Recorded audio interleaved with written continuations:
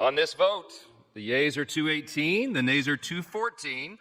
The motion is adopted. Suddenly, the Trump administrations want to spend when initially they want to save. Using crypto, you are funding the US deficit. Ms. Lagarde, who's always speaking and talking about the CBDC, they withdraw troops in Europe. But the Pacific is the next war. I want to give a message to our audience: be cautious on the dollar trajectory. Let's jump back to the actual figures. What can you tell us about that? Welcome back to Merill Talks. Today we've got a macro talks and we'll be discussing the funding and spending under the second Trump administration. So let's get into it. So Marc, welcome. Welcome. Thank you very much, Mike. Thank you to the audience to be here. And I mean, after a beautiful summer, Marc, can we discuss the big, beautiful bill? Unfortunately, summer is over, Mike, and also for our audience. I hope you enjoy the summer. So now we are back on track, and I think the objective of the Trump administration, Mike, was to put this bill. It passed to the House of Representatives, House of Senate, and now the objective is to implement this new bill. This new bill simply, I think it's important also for our audience, we will put on the screen it's really important. So the tax, so the average American will have a tax rebate, I will say, defense and border control, and then on the other side, this is where they want to increase, and when they want to reduce, it's obvious, clean energy and social program. So clearly the administrations tried to reverse what Biden administration was doing here. And again, everyone has been seeing the video, what's going on, especially with the border control, ICE, and etc., etc. So clearly here, we will go more in detail how it's behind the scenes. But clearly here, the funding, it's present. And I want to add something about that. We did the previous video, and I encourage you to watch this video. And the thing is, the Trump administration was very smart enough by using crypto to fund its deficit. As we know, the deficit issue, you need to what?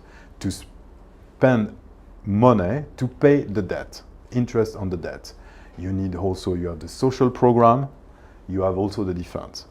So what the Trump administration did, because very scared about the auctions of the treasuries, what's going on, etc., who will invest in US based on the deficit, and simply they're using crypto as a vehicle and a catalyst to bring liquidity.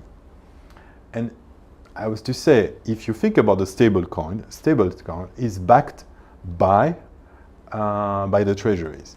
I know the objective of the crypto is to be not correlated to the dollar, but at the end of the day, and I'm sorry for all the crypto holder here, it's very intimate link with the dollar, because in the way, using crypto, you are funding the US deficit. This is the reality, because you are putting on a stable coin, and the stable coin are using treasuries. So Trump administration did a good job. If you compare to Europe and Ms. Lagarde, who's always speaking and talking about the CBDC is the central bank digital currency, which is very, like, for my perceptions, a control of the state, when at the end of the spectrum you have the crypto, who's like individualism and etc., etc. So as we say on the previous video, Mike, is who will fund the deficit in Europe and in US? US found its way, passing to the crypto.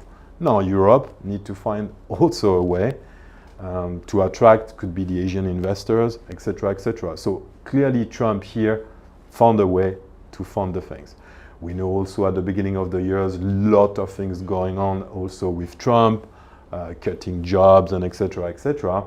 Now he's not anymore here, but I will say the objective was very like saving control. Now it could be contradictory to see like, wow, what's going on? Suddenly the Trump administrations want to spend when initially they want to save. Marc, with regards to the actual spending, what will the money in this bill be spent on? I mean, definitely defense. it's an interesting thing. So he wants to put more money on the defense and the military program. The first part, I will say, of the year, I will say Trump came to say, okay, guys, we want to withdraw troops and etc. But maybe the approach is completely different. The signal is different. A lot of people have been thinking, no, there is no more money coming into the system. They will not increase the money into the defense. It's not true. No, obviously defense, it's a big thing. And after, obviously, border control. That's for sure. And if you spend money there, you need to save somewhere, and somewhere, obviously, healthcare, Medicare, this is clearly a problem. It was the Biden administrations who tried to give, like I will say, a safety net, a medical care for 11 million people. So wealth care cut, it's for sure, and definitely clean energy. It's nearly over in US, and we know that Trump is quite pushed by the Texas and all the oil lobby here. Mark, what type of size are we actually talking about here? Yes, so the Trump administrations want to spend 27.6 billions on the cheap buildings. I think it's very important. As we know why they move in these directions, because they withdraw troops in Europe, but the Pacific is the next war. And Obama already did these things. Yes, they are taking out some people on the ground, but they need to have a naval, really a strong naval. So here they are spending 27.6 billion. On the other side, missile defense. As we know with what's going on, the Iron Dome, for example, in Israel. So in the way is to have also an active defense. They will spend 23.2 billion there. And something also interesting, which is the munitions. They want to develop also a bill to expand munitions. This is interesting. Why? Because the Prime Minister of UK is going also in these directions, talking about munitions. Obviously, US want also spend money on technology innovations, 15.5 billion. When you think about the cost of the F-35, it's nothing. And also, they want to modernize the nuclear arsenal. That's for sure. And the air superiority. This is very important. Talking about the F-35, they really want to spend money also on the F-35. Now, the second part, it's the border security also. So outside of the defense, and we see all around the world, I've been seeing this image of the eyes with like the mask, hatting the thing. So it's really a strong signal that migrants are not welcome in US, which is reversing exactly what Biden did before, welcoming Venezuelans, Colombians, etc., etc. So clearly, but again, a lot of things can change with the Trump administrations. We noticed, for example, that finally the CEO of NVIDIA can sell his chip in China, which was not the case.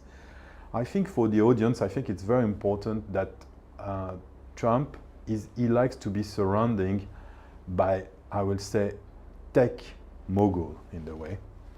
I know at the beginning of the year it was Elon Musk. He's not anymore here.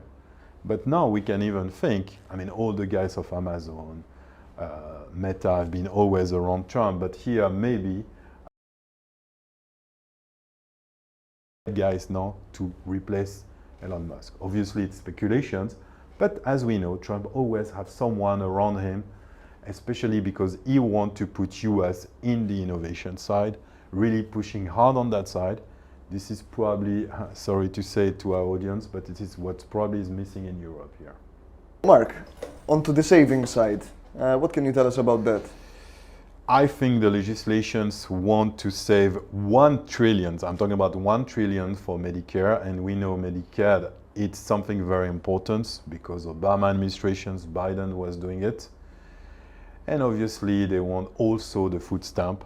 So they really want to, okay guys, we don't give you the poor people who get like food stamp, this is over. And obviously the most important thing is the clean energy. It's clearly over, he doesn't care, he's a climate skeptic.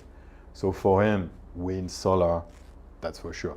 Because we have to understand also from a political perspective, the biggest enemy of Trump, it's California. We see so much tension with the governor of California, even in Los Angeles, the mayor of Los Angeles, because we know that California, by essence, is the most advanced on the clean energy. And I think Trump make really a point to really make a problem and make several issues to the governors, etc. I mean, he's going at war, especially against California and against the Democrat. Are you concerned, Mark, about what's going on the healthcare side? We are concerned, but even from an investor perspective, we are concerned because, as we know, a pharmaceutical company in your allocations, if you are an investor, has been also always a recession-proof. And here, we can ask questions if the pharma company should be in a part of your allocations as, I will say, recession-proof. I mean, the probability of recessions nowadays, it's quite low. Compare what it could be before. But again, healthcare, because there is deep cut here in the Medicare. I mean, Trump said, if I'm quoting him, we are paying drugs here 4 times than the rest of the world. So obviously the big pharma company, they could be scared at what's going on and etc. etc. I don't want to say putting like the Swiss market being stagnant in the way as a stock market, but because we know that the Swiss market has a lot of it's quite heavy on the pharma, but it's going nowhere at the moment. Plus, Trump will also have an impact also at the state level because, as you audience know, US it's a federal state, so they have 2 powers in the way, so they can act at the federal level, but they can also act at the state level. And we know, for example, on the education side, Trump was pushing the things and say, okay, we stop at the federal, this is the state story, clearly here. So it's important to explain this because when you live in Europe, you see this unity, I will say, but the federal state, the construction of the federal state is completely different and there is different strat or layers of independence here. Mark, can you elaborate a little more on the clean energy side? Yes, I can elaborate. I mean, we know that one of the most underperforming market at the moment, and that's why I want to make a parallel, it's Denmark in Europe. And we know like Denmark is heavily on the clean energy because you have company like Vestas who are providing the wind turbine. So clearly here it has an impact. I mean, Europe, as we know, they are pushing big time on the clean energy, solar panel, wind farms, etc., etc. But they reverse completely here in US, and it could have a big impact because they want to say, okay, oil is the dominant. And we know the funny thing is US was built on oil. I mean, Rockefeller back at that time. So I think, don't forget, Trump is a very conservative person. So he's still to remember how US was when he was a young kid. And he enjoyed it. And this, at this time of this year, all US was built on what? Oil and nuclear. It was the atomic age, I would say. And for him, clean energy is not a part of his agenda. And it was clear. It was very clear. So he wants to build up on oil and nuclear. This is for sure. So it's over. He's reversing the things. And again, like I said previously, California, the #1 enemy of Trump, because he's trying not to fight outside of his country, but he's trying to fight inside the country. So clean energy, #1, to stop, put money there. Mark, what's the actual impact on the average American? That's a good question because we just spoke about how's the things going on, I will say, at the macro levels, not at the micro levels. I think is right to try to encourage people to be entrepreneurs, especially the lower income. You want to really cut the taxes, and when I'm saying cut the taxes, it's really heavily because even for the rich, the American rich, they can have been exempt of paying tax up to 50 millions. We talk about 50 millions. We can be shocked here in Europe, but clearly here, he wants to exempt people. This is the idea. It's like no tax or tax at the minimum because he wants a minimum state. He wants a strong state at the level of defense and border patrol, but the rest is like really an ultra-liberal or very Republicans in the way, because his policy is very, like I say, forget this, the way of to put the socials side, it's like the free spirit, American spirit. You can start your journey. You don't need to pay tax, but you will not receive anything from the state. That's clearly this. We just here, the state, to protect the border, have a strong military, but we will not help you on the social scale. And that's why clean energy, healthcare, etc. So I think it will have quite a big impact, especially for the average Americans. And we notice, because a lot of people ask the questions why the stock market is going so high and pushing, etc. I think, don't forget one thing, and especially for our audience, Mike, the retail market is the driver. And we can be shocked in the way how's the things going since 23, 24, a bit of 25. But don't forget, the way of opening the 401k, for example, to crypto, it's really pushing to the equity market. What I'm saying here is like US, it's structurally long market by the things. Us in Europe, we don't have control on our savings. We trust our government. When in US, you put the 401k, so you invest in the 401k, which is your saving plan. And we know in Europe, it's a big question. It's a big question in for example, in France, in the agenda. We noticed also not long time ago, Denmark want to push the age of retirement to 70. So European states are facing a massive issue. And the way, for him, for Trump, it's easy to say, and save also. It's like no tax, invest in the stock market, invest in crypto, you will do the funding of my deficit, and everything's this. So it's really more than ever, and this is the idea here behind the scene. It's Scott Besson, and if you have been following us in November 2024, when we did the video and wrote an article also on this, he's the architect here behind the scene. So here, back, I think it's the US, like I say, the golden age of the US, everyone, the country is open for business without any constraint. Clearly it is. The message is very simple. We talked about the people, Marc. What about the small businesses? Yes, I think it's important because one of the base of, the people who vote for Trump are the people, the white people who get poor and in the Appalachian, I can imagine. So he's pushing also on the jurisdiction side and to help the small business to, like I say, simplify the things, even on the accounting side. So he's really pushing the things hard on the interest deductions, etc., etc. So clearly he wants the small business to not have the burden of the interest rate high. And we know that multiple clash with Jerome Powell, because for him, he wants the average Americans get like, I don't say free money, but because it's not long time ago, the interest rate were at zero, but he wants to have this same way, because it will be easy for him to say, okay, guys, you can do business, you have money at a very cheap price, and also the government doesn't need to pay a very high interest rate. So that's why it's so pushy and with Powell to kick him out, and clearly this is the thing. So because for him in his plan, it's like low interest rate, so it's meant like money is circulating a lot, especially from the small business, so they can borrow money, they can really increase, expand, and the government also can spend money at a very low price. So, Marc, what can you tell us about the construction industry with all this considered? I think a lot of money will go into constructions in US.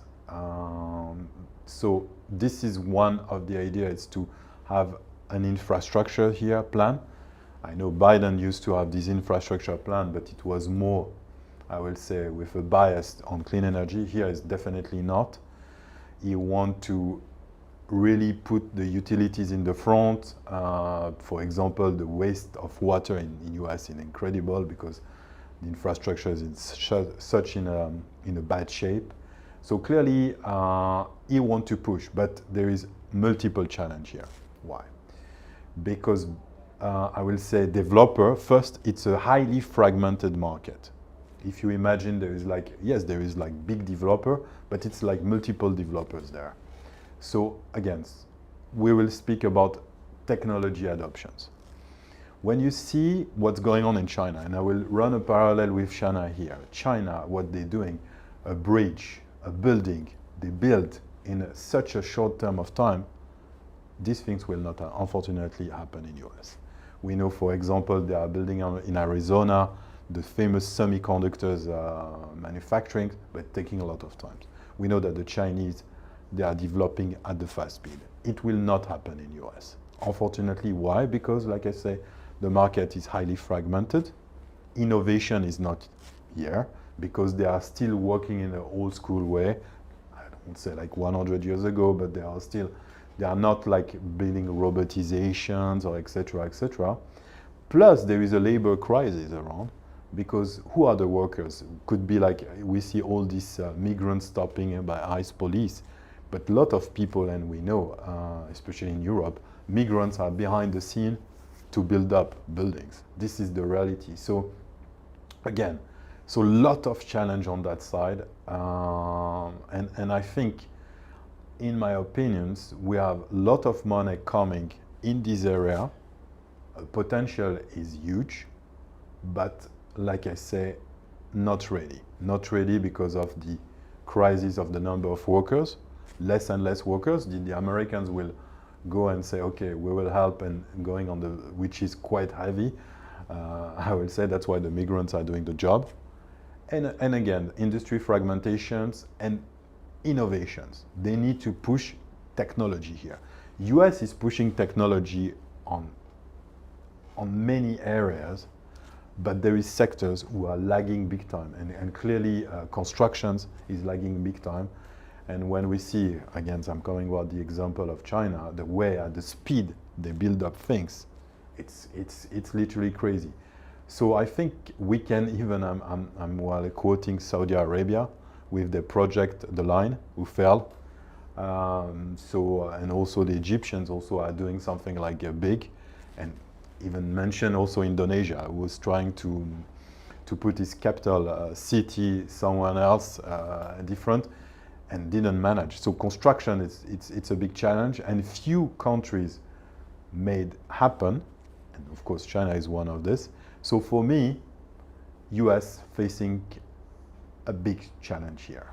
So Marc, with all of these factors considered, both macro and micro, let's jump back to the actual figures. What can you tell us about that? Yes, I think as usual on our videos, Mike, we always put the debt to GDP because it's very easy for our audience to understand that, and you can see Japan is always at the top. But again, United States of America, no, it's not so far away.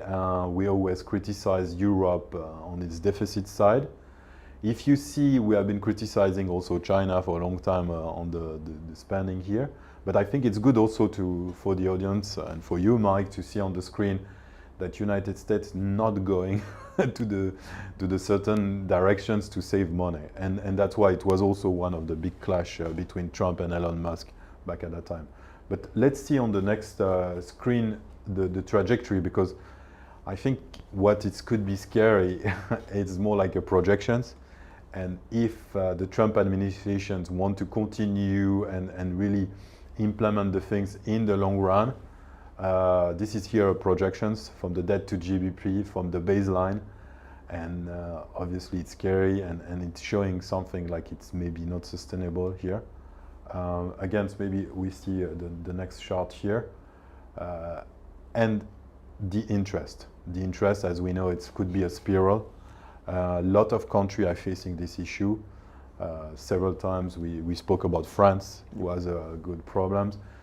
In the past, I will say during COVID time, it was Italy. We're scared that Italy was, as we know, going into the junk side because it's investment grade, but a lot of people have been thinking going in junk.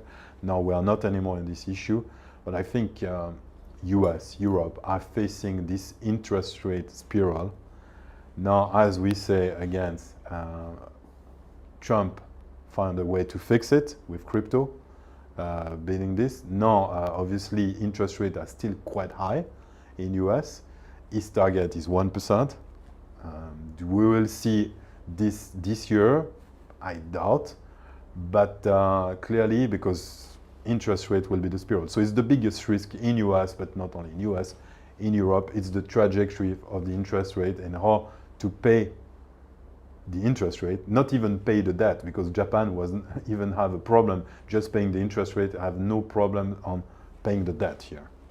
Have problems, sorry. So again, just want to remind you that the 10 years went to the roof, and this is not a good sign here. And of course, it's not a good sign, especially for Trump administrations. Trump, as we know, he has a background in the real estate. When you see interest rate like this, of course, you don't like it. And real estate people, they don't like when interest rates are so high. Clearly it is. And again, this is potentially the projections of the 10 years. So this is the macro side. So yes, conclusion, it could be a concern, the interest rate spiral. We will see what's going on.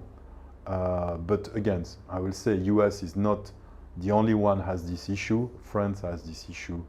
And obviously Germany, because Germany now suddenly decided to spend money. And it could be an issue. It's not only a structural issue, but how to spend the money, because an interesting fact about this, because having a target, politicians having a target to spend money, but if structurally speaking you don't have the recipients, that's an issue. We say US on the construction side is an issue, but Germany, for example, notice that they want 80,000 soldiers for the German army with this ambitious project. But the young Germans, they don't want to become, they don't want to defend the country. So they are thinking, yes, you have the money, you can buy, and like I say, and sorry for a German friend, for many years you had the best car, Porsche, BMW, but the Leopard you produce, your army has the worst military equipment. And this was the case. And this is like for the last 20 years, the military equipment of Germany was really in a bad shape. Having the best BMW but the worst Leopard or very in bad shape, that's an issue here. So if I can finalize, Marc, what do you actually see the economic impact looking like for the OBBB? So the OBB can boost the economy, that's for sure. Like clearly the idea is to boost also the small business. Clearly Trump is really trying to help this. Now, of course, as we notice, the rising of the national debt, but it's not only US, these things.